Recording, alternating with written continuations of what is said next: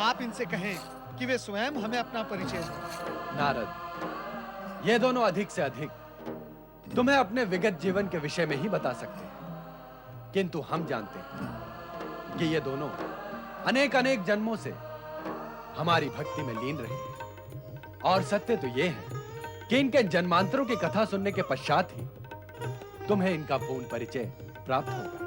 कथा भक्ति हो और कथावाचक स्वयं भगवान भोलेनाथ हो तो श्रोता के आनंद का तो अंत ही नहीं होगा। ऐसा श्रोता धन्य ही हो जाएगा। हे भगवान भोलेनाथ, कृपया कर आप सुना ही दे इनके जन्मांतरों की कथा। कथा सुनकर मेरे साथ साथ शिव भक्त तो प्रेरित होंगे ही, शिवगण भी धन्य हो जाएंगे। तो सुनो नारद, एक समय की बात है, राजकुमार वृषध्वज अपने चित्रकार मित्र सुश्वेत द्वारा बनाए गए राजकुमारी पद्मजा के चित्र को निहार रहा था।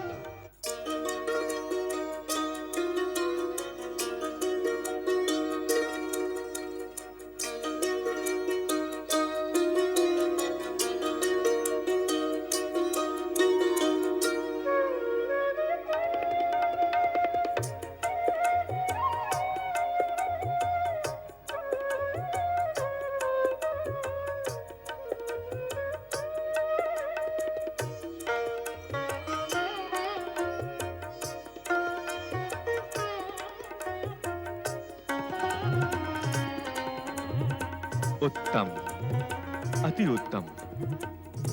मित्र सुश्वेत, तुम चित्रकार नहीं जादूगर हो, जादूगर। कितना भव्य, कितना सुंदर, कितना आकर्षक चित्र बनाया है तुमने इस सुंदरी का।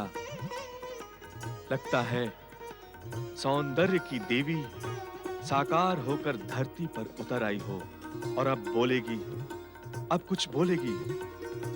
परंतु मित्र सुश्वेत, ये तो बताओ, कौन है ये अपूर्व सुंदरी?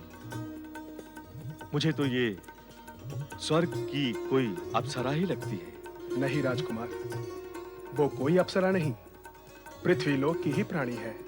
पृथ्वीलोक पर ऐसा अद्भुत सौंदर्य। सुश्वेत, मैं तो समझ रहा था कि तुमने अपनी कल्पना और प्रतिभा से इस सौंदर्य की सृष्टि की है, परंतु तुम तो कह रहे हो कि ये मानवीय है। अब तो मेरा कौतूहल और बढ़ गया है। हाँ राजकुमार, जब मैंने इसे पहली बार देखा था तो मुझे ऐसा लगा था मानो स्वर्ग का सौंदर्य धरती पर उतर आया हो। इसे देखकर तो मैं अपनी पलक झपकाना भी भूल गया था।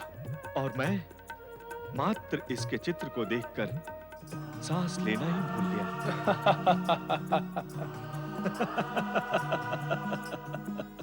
कहीं ये परम सुंदरी तुम्हारे मन मंदिर में प्रवेश तो नहीं कर गई? ना कहूं तो असत्य होगा और हाँ कहूं तो असंगत होगा। जो सत्य है वही कहो। सत्य तो ये है मित्र कि इस चित्र और इस चित्र में अंकित इस सुंदरी को देखकर मेरे मन के भीतर ऐसा आभास होता है कि इस सुंदरी से मेरा जन्म जन्मांतर का संबंध है। क्या? जन्म जन्मांतर का संबंध? ऐसा तुमने कैसे मान लिया राजकुमार वृषध्वज? इसलिए कि इस चित्र को देखते ही मेरा मन उस सुंदरी से मिलने और उसे पाने के लिए आतुर हो उठा है। और ऐसी आतुरता का जन्म तभी होता है जब संबंध जन्म जन्मों का हो। मित्र सुश्वेत, तुम तुरंत मुझे उस सुंदरी के दर्शन कराओ, अन्यथा मेरा मन विकल रहेगा।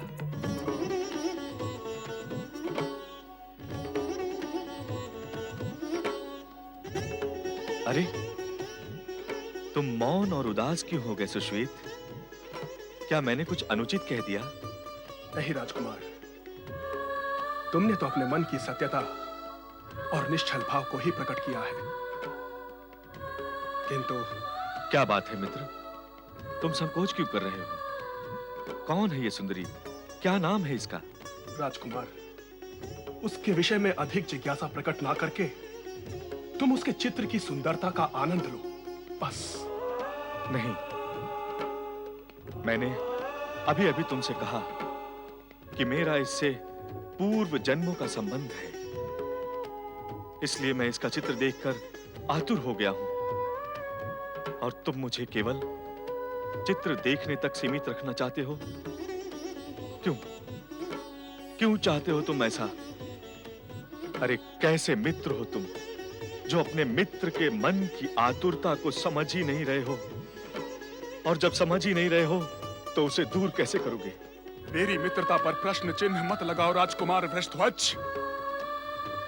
मेरी मित्रता पर तो सदैव तुम गर्व करते रहे हो, और मित्र धर्म के नाते ही मैं तुम्हें उस सुंदरी से दूर रखना चाहता हूं।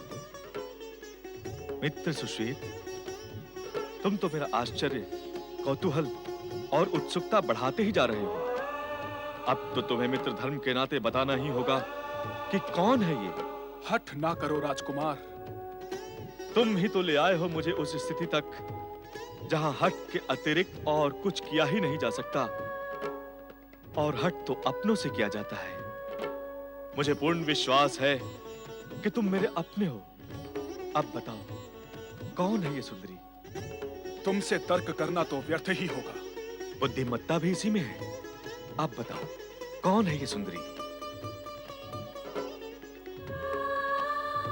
ये राजकुमारी पद्मजा है।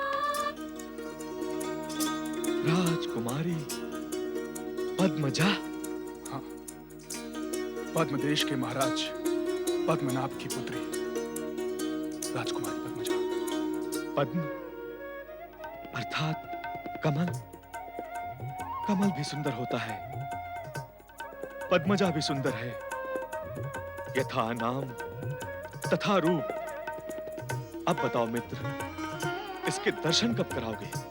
अब दर्शन का हठ ना करो तो उचित होगा। तुम मेरे हठ करने पर आपत्ति ना करो तो अधिक उचित होगा। मेरी आपत्ति के पीछे छिपे सत्य को तुम समझ नहीं रहे हो राजकुमार।